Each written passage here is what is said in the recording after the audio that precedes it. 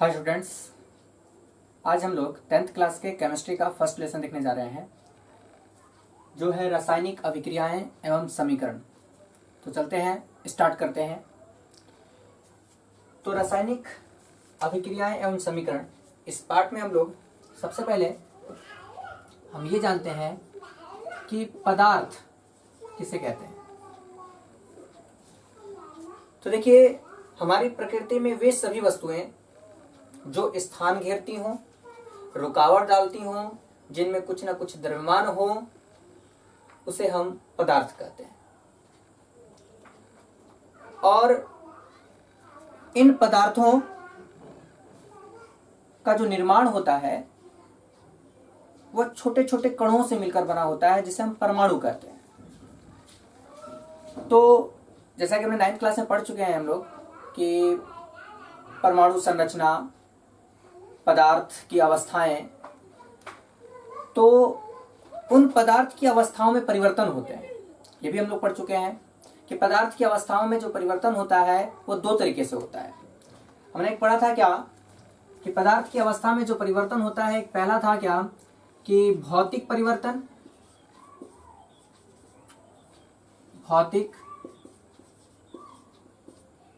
भौतिक परिवर्तन, और दूसरा था रासायनिक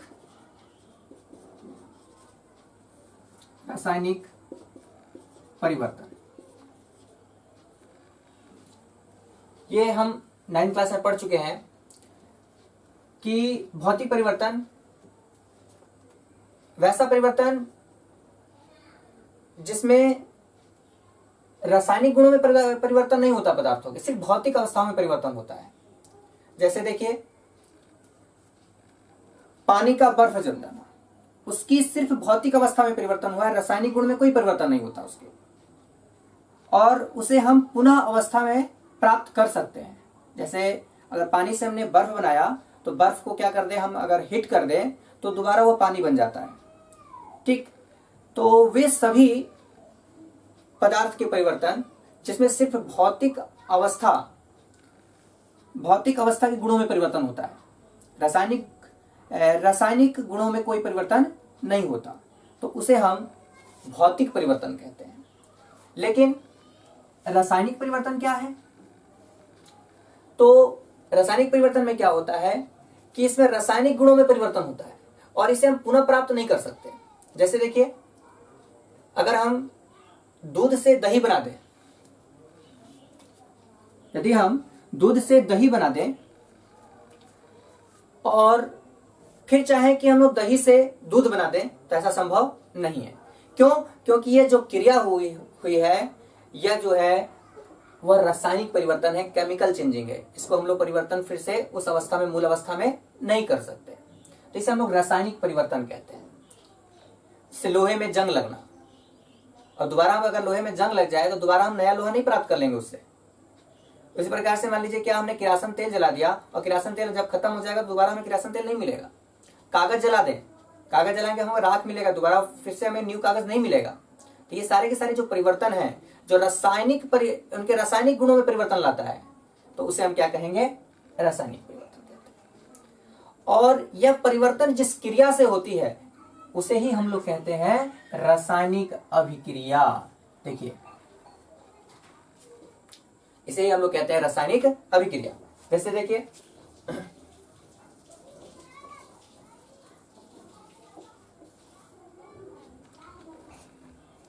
जैसे भोजन का पचना, लोहे पे जंग लगना, कागज का जलना, श्वसन क्रिया, ये सारी रासायनिक अभिक्रिया है। अब देखिए इसमें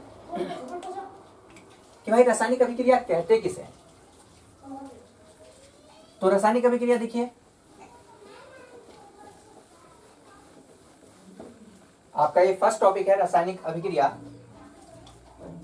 आप लोग हेडिंग डालकर लिख सकते हैं, हम बोल देंगे। लिखिएगा,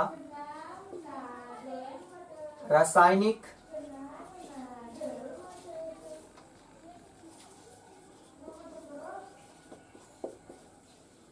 अभिक्रिया।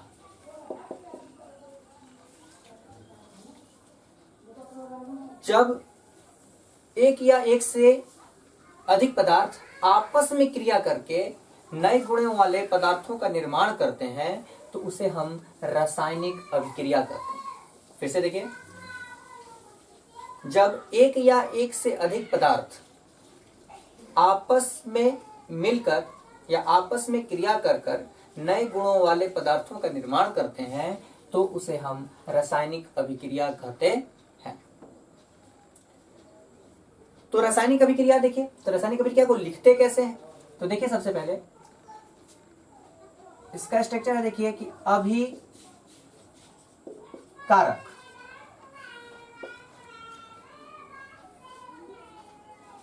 और यहां उत्पाद, या ऐसे भी लिख सकते हैं हम लोग इसको, प्रतिकारक और यहां प्रतिफल। ठीक, तो जो भी रासायनिक अभिक्रियाएं होती हैं वो इसी तरह से होती हैं। देखिए, रासायनिक अभिक्रिया में जो भाग लेते हैं उसे हम अभिकारक कहते हैं, और जो बनता है नया जो गुण पदार्थ, नए गुणों वाला जो पदार्थ बनता है उसे हम उत्पाद या प्रतिफल कहते हैं। जैसे मान लीजिए क्या, कार्बन है, कार्बन को ऑक्सीजन की उपस्थिति में जला दिया गया। ठीक है, अगर जलाया गया तो यहां पर क्या प्राप्त होगा हमें? CO2, कार्बन डाइऑक्साइड प्राप्त हुआ। तो इस क्रिया में क्या हुआ? यह दहन की क्रिया है। इस क्रिया में क्या होगा कि कार्बन और ऑक्सीजन भाग लेंगे, इसलिए इसे हम क्या कहेंगे? अभिकारक या प्रतिकारक कहेंगे। और यहां बन रहा है CO2, तो इसे हम क्या कहेंगे? उत्पाद या प्रतिफल कहते हैं। तो क्या लिख सकते हैं हम लोग यहां पर कि भाई अभिकारक किसे कहते हैं? ऐसे भी आ सकता है, तो आप लोग लिख सकते हो अभिकारक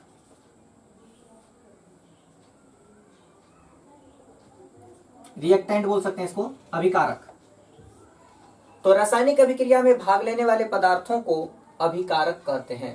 फिर से बोल दे रहे हैं, अब नोट कर सकते हो कि रासायनिक अभिक्रिया में भाग लेने वाले पदार्थों को अभिकारक कहते हैं या प्रतिकारक।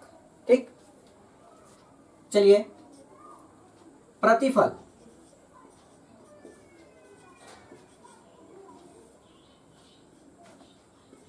प्रतिफल क्या कहेंगे या उत्पाद किसे कहेंगे? तो रासायनिक अभिक्रिया में बनने वाले नए पदार्थों को उत्पाद कहते हैं।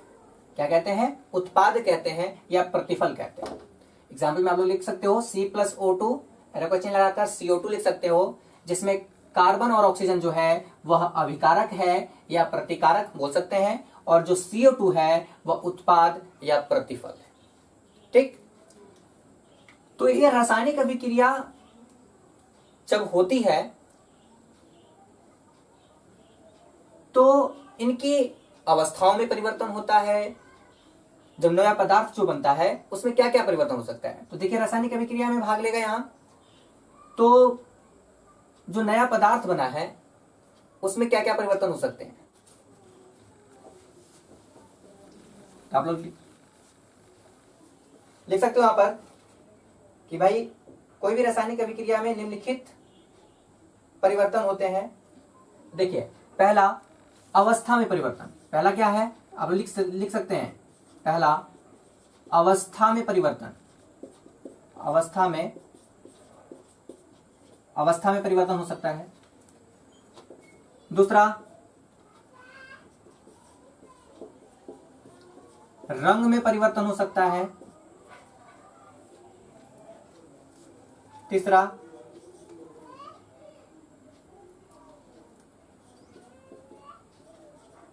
गैस का निष्कासन हो सकता है। और फिर तापमान में परिवर्तन हो सकता है। तापमान में परिवर्तन हो सकता है, और फिर अवक्षेप का निर्माण हो सकता है। अवक्षेप का निर्माण हो सकता है। तो जब रासायनिक अभिक्रियाएं होती हैं तो उत्पाद या प्रतिफल जब बनता है तो उसमें या तो अवस्था में परिवर्तन हो जाएगा, हो सकता है यहाँ गैस भाग ले रहे हो, गैस, और उधर ठोस बन जाए, यहाँ द्रव हो और उधर क्या बन जाए, ठोस बन जाए। रंग में परिवर्तन, जैसे देखिए हल्दी और चूना को जब मिला दीजिए, देखिए वहां पर लाल कलर का हल्दी हो जाता है, तो वहां पे रंग में परिवर्तन हो रहा है।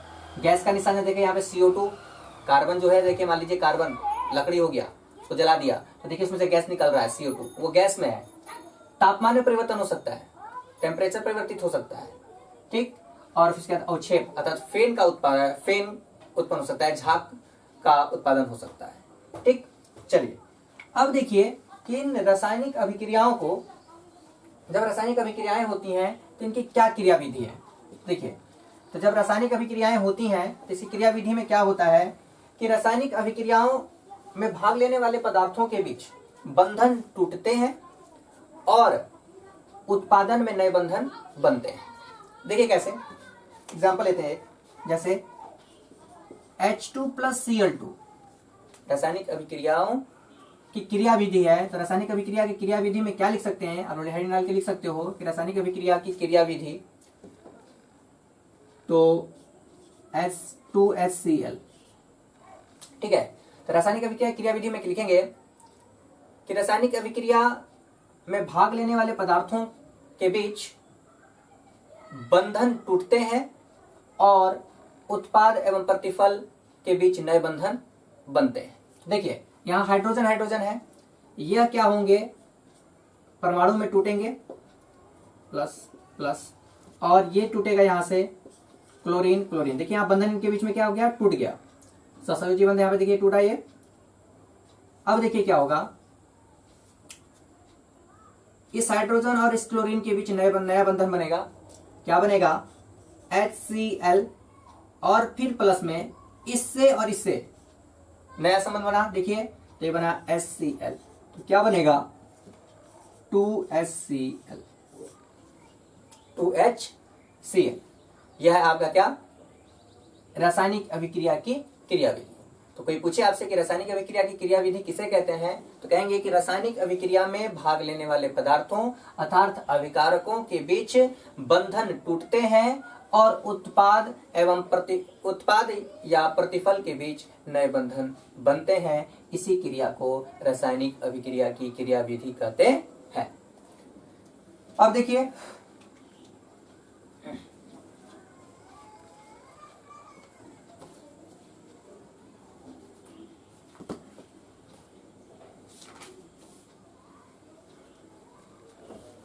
इसके बाद नेक्स्ट आप लोग को पढ़ना है कि रासायनिक समीकरण, डाल के लिख सकते हो, नेक्स्ट टॉपिक आपका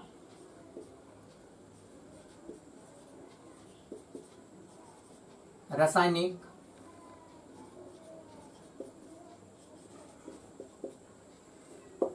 समीकरण। तो देखिए रासायनिक अभिक्रियाओं को दर्शाने के लिए अभिकारक में भाग लेने वाले पदार्थों और बनने वाले उत्पादों को उसके सूत्रों एवं संकेतों की सहायता से उनका संक्षिप्त निरूपण करना ही जो होता है वह रासायनिक समीकरण कहलाता है। जैसे देखिए क्या कि मैंने बोला कि आपको कि यह कार्बन ने भाग लिया, जैसे कार्बन प्लस यहां पर था ऑक्सीजन,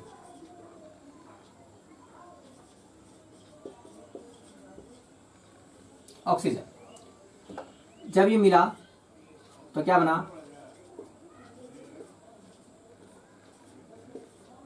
कार्बन डाई ऑक्साइड। ये रासायनिक अभिक्रिया हो रही है और इस रासायनिक अभिक्रिया को इसके सूत्रों एवं संकेतों की सहायता से इनका संक्षिप्त निरूपण करना जो है वह रासायनिक समीकरण कहलाता है। तो देखिए कार्बन का सूत्र क्या होता है, देखिए C प्लस और ऑक्सीजन का CO2 हो जाएगा और यहां बना आपका CO2। तो यह जो है इसे ही हम लोग कहते हैं रासायनिक समीकरण।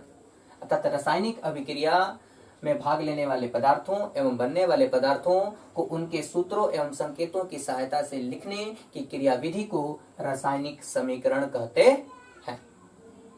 ठीक, अब देखिए कि रासायनिक समीकरण जो होते हैं वह दो प्रकार के होते हैं। कौन कौन से होते हैं उसको समझते हैं। ठीक है, देखिए तो रासायनिक समीकरण जो होते हैं वो दो तरीके के होते हैं। वो कौन कौन से होते हैं, तो देखिए पहला नंबर है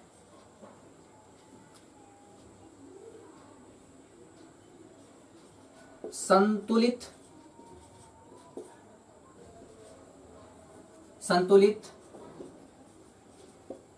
रासायनिक समीकरण। और चलिए पहले संतुलित रासायनिक समीकरण। तो वैसी रासायनिक अभिक्रिया या वैसे रासायनिक समीकरण जिसमें भाग लेने वाले पदार्थों और बनने वाले पदार्थों के प्रत्येक परमाणुओं की संख्या जो होती है वो बराबर होती है, तो उसे हम संतुलित रासायनिक समीकरण कहते हैं। फिर से देखिए कि रासायनिक अभिक्रिया में भाग लेने वाले पदार्थों एवं बनने वाले पदार्थों के प्रत्येक परमाणुओं की संख्या अगर आपस में बराबर होती है तो उसे हम संतुलित रासायनिक समीकरण कहते हैं। जैसे देखिए यहां पर हाइड्रोजन और क्लोरीन मिलकर बना क्या, यहां पर 2HCl बना। ठीक, तो देखिए इधर हाइड्रोजन की संख्या कितनी है, नंबर ऑफ हाइड्रोजन 2, इधर क्लोरीन कितना है 2, इधर भी देख लीजिए हाइड्रोजन की संख्या 2 होती है और ये क्लोरीन की संख्या भी यहाँ पर 2 है। क्यों, देखिए आपने जैसे पढ़ा होगा जैसे कि x प्लस वाई है और यहाँ पे 2 रहेगा, तो 2 ये जो 2 होता है ये दोनों के लिए होता है। जैसे 2x काउंट करेंगे फिर प्लस 2y, तो ये 2 जो होगा काउंट वह केमिस्ट्री यहाँ पे रखिएगा, ये दोनों के लिए काउंट होता है। देखिए ये 2 हाइड्रोजन हो गए और 2 क्लोरीन हो गए। ठीक, अब देखिए इसमें आते हैं इस एग्जांपल से हम लोग परिभाषा दे सकते हैं कि वह रासायनिक समीकरण जिसमें भाग लेने वाले पदार्थों के प्रत्येक परमाणुओं की संख्या बनने वाले प्रत्येक परमाणुओं की संख्या के बराबर होती है तो उसे हम संतुलित रासायनिक समीकरण कहते हैं। ठीक है, अब देखिए असंतुलित रासायनिक समीकरण जस्ट इसका अपोजिट होगा। देखिए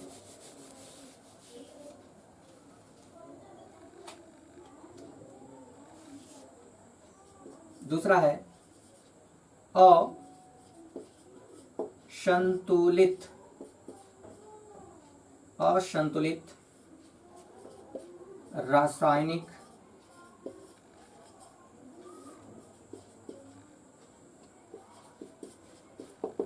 असंतुलित रासायनिक समीकरण। तो क्या बोल सकते हैं, वह रासायनिक समीकरण जिसमें भाग लेने वाले पदार्थों एवं बनने वाले पदार्थों के प्रत्येक तत्वों की परमाणुओं की संख्या आपस में बराबर नहीं होती है तो उसे हम असंतुलित रासायनिक समीकरण कहते हैं।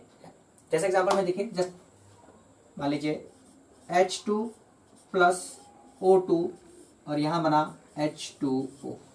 ठीक, तो देखिए यहां पे नंबर ऑफ हाइड्रोजन 2 है, यहां पे नंबर ऑफ ऑक्सीजन जो है वो भी 2 है, यहां भी 2 है, यहां भी 2 है। लेकिन यहां देखिए यहां नंबर ऑफ हाइड्रोजन 2 और ऑक्सीजन जो है वो 1 है, अर्थात ऑक्सीजन इधर 2 है और इधर क्या है आपका 1 है। इसका मतलब यह बराबर आपस में नहीं है, इसलिए यह असंतुलित रासायनिक समीकरण कहलाएगा। तो इसे देखिए एकदम सिंपल पक्ष में ले सकते हैं कि रासायनिक समीकरण में दोनों पक्षों की तरफ तत्वों के प्रत्येक परमाणुओं की संख्या अगर बराबर होती है तो उसे हम संतुलित रासायनिक समीकरण कहते हैं। और वैसा रासायनिक समीकरण जिसमें दोनों पक्षों में तत्वों के प्रत्येक परमाणुओं की संख्या आपस में बराबर नहीं होती है तो उसे हम असंतुलित रासायनिक समीकरण कहते हैं। ठीक, लेकिन जब भी आपको असंतुलित रासायनिक समीकरण दे दिया जाए तो उसे हमें संतुलित करना होता है। यह एग्जाम में पूछा जाता है और ये पूछता है कि असंतुलित रासायनिक समीकरण